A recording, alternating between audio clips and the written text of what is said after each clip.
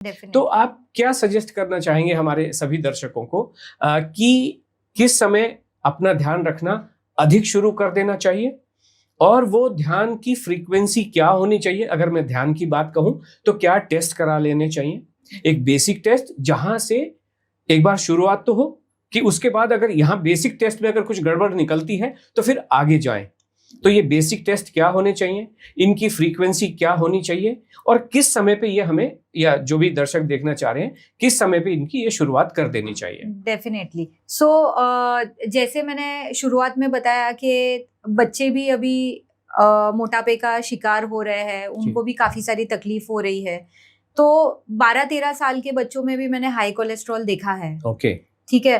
फिर 20-22 तो आप छोड़ ही दो, क्योंकि वो जो ग्रुप है वो बहुत ज्यादा जंक और लाइफस्टाइल एकदम उनकी हेवायर रहती है। ओके। ब्लड टेस्ट पहले ऐसे था कि 35-40 के बाद आप कराओ। Okay. Now I would suggest कि अगर आपको लगता है कि आपके बॉडी में कोई भी चेंजेस आप फील कर रहे हो, जैसे कि एनर्जी रिलेटेड अगर इशू है, सो आप D3 B12 कराओ। हेयर फॉल इशू आप फेस कर रहे हो या आपको ब्रेथलेसनेस हो रहा है तो आयरन स्टडीज करा लो।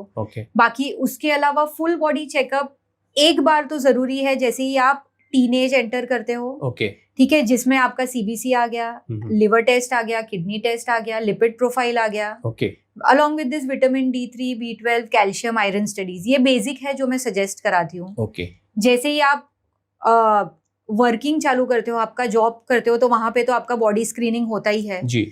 वहां से फिर आपको देखना है कि भाई वहां पे अगर आपके बॉडी में कोई पर्टिकुलर टेस्ट है, फॉर एग्जाम्पल कोलेस्ट्रॉल बढ़ा हुआ है, सो आपको मेक श्योर करना है कि आप उसके लिए कोई स्टेप लीजिए। आपको डाइट में या लाइफस्टाइल में क्या चेंजेस करना है जो आपके कोलेस्ट्रॉल को कंट्रोल में रखे, बढ़ने ना दे जी। वहां से जाके फिर जैसे ही हम अभी फिलहाल तो 35+ जो भी रहते हैं उनको बोलते हैं एनुअल बॉडी चेकअप कंपलसरी है। एंड अगर आपके फैमिली में कोई स्ट्रॉन्ग हिस्ट्री रन करती है, जैसे हार्ट डिजीज है या किडनी डिजीज है, तो उससे स्पेसिफिक टेस्ट आपको एकदम डिटेल में करने हैं। वो हमारा रिकमेंडेशन होता है। पेशेंट जब भी आते हैं तो पहले हम एक फुल बॉडी चेकअप के साथ उनको बुलाते हैं। वी आइडेंटिफाई कि भाई मोटापा है तो उसका कोई रूट कॉज है, शायद इन्फ्लेमेशन है या इंसुलिन सेंसिटिविटी है, या क्या रूट कॉज क्या है, वो आइडेंटिफाई करने के लिए तो हमें एविडेंस लगता ही है। जिनसे वही असली एविडेंस तो वही है।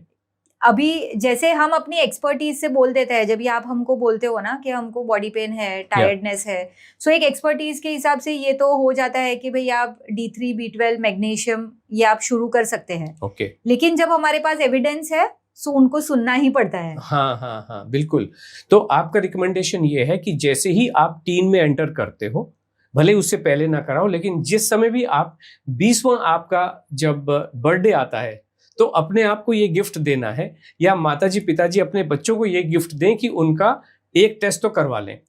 और उस टेस्ट में आप ये कह रहे हो कि एक लिपिड प्रोफाइल होना चाहिए, एक फास्टिंग ब्लड शुगर डेफिनेटली होना चाहिए, एक CBC होना चाहिए और एक B3 और D12 और थायराइड का भी करवाया जा सकता है, T3 T4 और TSH का टेस्ट। इफ फैमिली हिस्ट्री है तो डेफिनेटली वो कराना चाहिए। ये जो सारा टेस्ट है, और 20 साल के बाद एवरी 5 इयर्स इसको करा ले, और 35 साल की जब एज हो जाती है 35 इयर्स के बाद एवरी ईयर आपको ये टेस्ट, ये जो बेसिक टेस्ट नेहा जी ने सजेस्ट किए हैं, ये टेस्ट करा लेने चाहिए। एनुअल टेस्ट कराना चाहिए सभी को, अपने बर्थडे पे ये करा लें तो बहुत अच्छी बात है। और उसके बाद अगर इन बेसिक टेस्ट में कोई चीज सामने निकल के आती है तो वो उसके बाद में देखा जा सकता है, जो आपने कहा वो आपके, क्योंकि अगर फैमिली में समथिंग इज रनिंग, फाइनली इन्हीं जब टेस्ट में दिखाई देगा। 2 टेस्ट शायद आपने और कहे हैं, एक किडनी फंक्शन टेस्ट और एक लीवर फंक्शन टेस्ट भी आपने कहा।